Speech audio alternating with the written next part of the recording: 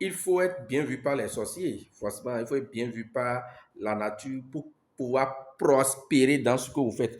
Donc, si vous êtes bien vu par les sorciers, les reines-mères, vous allez prospérer forcément et évidemment dans votre vie. Les blocages que vous connaissez par-ci, par-là vont connaître leur épilogue. Ceci étant dit, je vais commencer par aborder de façon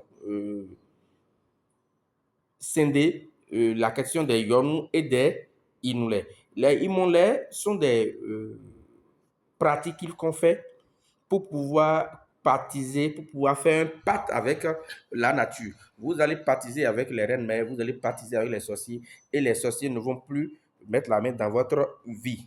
Vous comprenez? Ils ne vont plus mettre la main dans votre vie. Quel que soit ce qui se passe, ils vont rester loin de vous.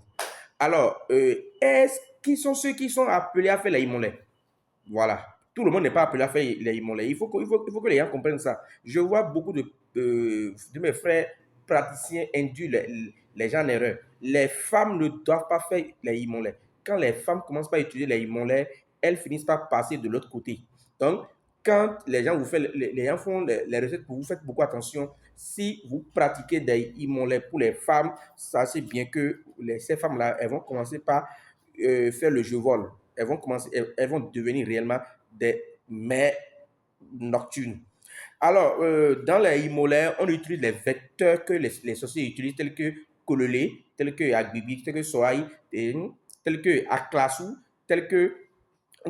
On utilise certains oiseaux que les sorciers adulent pour pouvoir sortir.